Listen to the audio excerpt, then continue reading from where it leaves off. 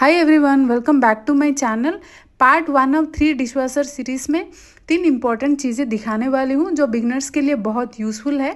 सबसे पहले हम देखेंगे इंस्टॉलेशन बेसिक्स, जिसमें मैं आपको इनलेट और आउटलेट पाइप्स का सिंपल एक्सप्लेनेशन दूंगी। सेकंड में आपको दिखाऊंगी डिशवॉशर के अंदर के रैक्स, टॉप रैक्स में क्या लोड कर सकते हैं एंड बॉटम रैक्स में क्या लोड कर सकते हैं। और थर्ड में एक्सप्लेन करूंगी डिशवॉशर के सारे बटन्स और वॉश प्रोग्राम्स, ताकि आप इजीली समझ पाओ कि कौन सी बटन कब यूज़ करना है।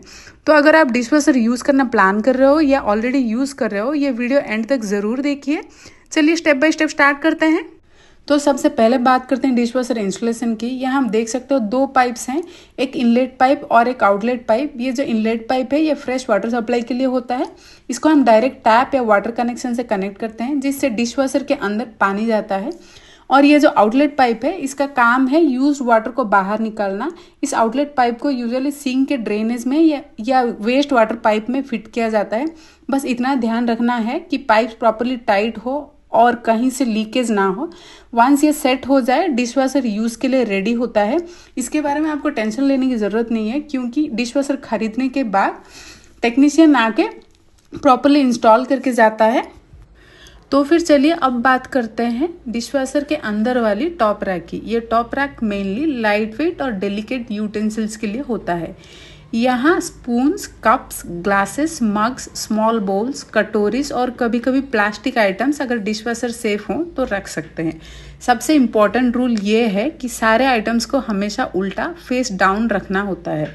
इसका रीज़न ये है कि डिशवॉशर का जो वाटर स्प्रे होता है वो नीचे से ऊपर आता है। अगर आइटम सीधे रखे होंगे तो पानी अंदर भर जाएगा और प्रॉपरली क्लीन नहीं होगा।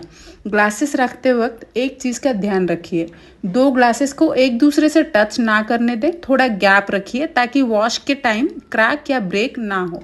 अगर आप कप्स या मग्स रख रहे हो तो उनका हैंडल साइड में रखें ताकि वाटर फ्लो ब्लॉक ना हो। और हाँ, एक और कॉमन मिस्टेक जो लोग करते हैं, टॉप रैक में ज़्यादा हैवी यूटेंसिल्स या प्लेट्स रख देते हैं, जो बिल्कुल गलत है। इससे रैक डैमेज हो सकता है या क्लीनिंग अच्छी नहीं होती है। इसीलिए सजेशन ये है कि टॉप रैक को हमेशा लाइट आइटम्स के लिए रिजर्व रखें। अगर आप सही तरीके से टॉप रैक लोड करोगे तो ग्लासेस और कप्स बिल्कुल शाइन करके बाहर आएंगे। अब चलते हैं बॉटम रैक की तरफ, जो डिशवॉशर का मोस्ट पावरफुल क्लीनिंग जोन होता है। बॉटम रैक में आप हैवी और बिग यूटेंसिल्स रख सकते हो, जैसे कि डिनर प्लेट्स, थाली, कढ़ाई, पैन्स, प्रेशर कुकर के पार्ट्स, सर्विंग बाउल्स। यहाँ पे वाटर प्रेशर ज़्यादा होता है, इसीलिए हैवी ग्रीस और फूड स्टेन्स यहीं बेस्ट क्लीन होता है। प्लेट्स रखते वक्त ध्यान रखिए, प्लेट्स को वर्टिकल पोजीशन में रखें, एक दूसरे से चिपका के ना रखें। थोड़ा गैप होना चाहिए ताकि वाटर इजीली फ्लो हो। कढ़ाई और पैन्स को साइड एंगल में रखें, बेस्ट होता है, बिल्कुल फ्लैट नहीं। इससे पानी और डिटर्जेंट अंदर तक पहुंचता है और ऑयल प्रॉपरली क्लीन होता है। एक और इम्पॉर्टेंट बात, नॉन स्टिक यूटेंसिल्स को बॉटम रैक में रख सकते हो, लेकिन डिशवॉशर सेफ होने चाहिए, पर ज़्यादा फ्रिक्वेंटली हैवी वॉश में यूज़ ना करें।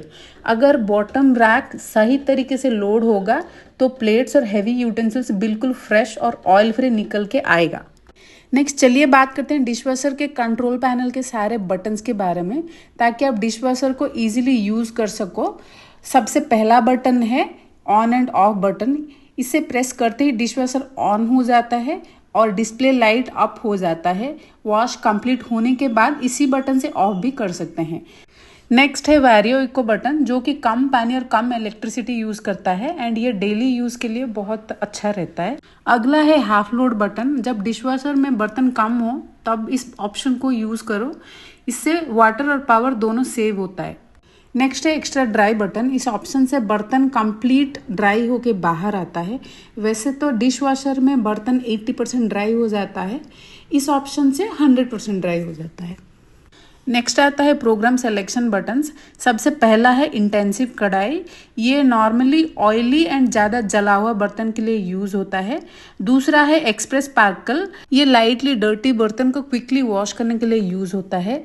और तीसरा आता है ऑटो मोड। ऑटो मोड में डिशवॉशर खुद डिसाइड करता है पानी, टेम्परेचर और टाइम। और बीच में जो डिस्प्ले है वो रिमेनिंग टाइम आवर्स और मिनट्स में दिखाता है। यहीं पे इंडिकेटर्स होते हैं।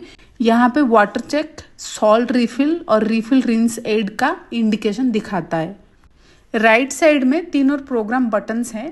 पहला है एको, जो कि डेली यूज़ के लिए होता है क्योंकि इसमें वाटर और पावर दोनों ही सेव होता है। दूसरा है क्विक मोड, जो कि लाइटली डर्टी बर्तन को क्विकली वॉश करता है। और तीसरा प्री रिंस में सिर्फ पानी से बर्तन रिंस होता है, डिटर्जेंट यूज़ नहीं होता। और ये प्लस और माइनस बटन से डिश वॉशर का शेड्यूल कर सकते हो, वो भी 1 घंटे से 24 घंटे के बाद। और लास्ट में है स्टार्ट बटन। प्रोग्राम सेलेक्ट करने के बाद इसे प्रेस करके डिश वॉशर स्टार्ट हो जाता है। अगर इसी बटन को 3 सेकंड तक प्रेस करके रखो तो साइकिल रीसेट हो जाता है। तो ये थे डिश वॉशर के सारे बटन्स और उनके यूज। तो दोस्तों यहीं पे हमारी डिश वॉशर की फर्स्ट सीरीज़ कंप्लीट होती है, जहां हमने इंस्टॉलेशन, रैक्स और कंट्रोल पैनल के बारे में डिटेल में बात की। सेकंड सीरीज़ बहुत जल्दी आने वाली है, जिसमें मैं आपको डिश वॉशर का complete cleaning cycle end to end दिखाने वाली हूँ, प्रॉपर लोडिंग से लेकर अनलोडिंग तक स्टेप बाय स्टेप। अगर आपको मेरा वीडियोस यूजफुल लग रहा है तो चैनल को सब्सक्राइब करना मत भूलना और वीडियो को लाइक और शेयर ज़रूर करना। स्टे ट्यून, मिलते हैं नेक्स्ट सीरीज़ में। Thanks for watching.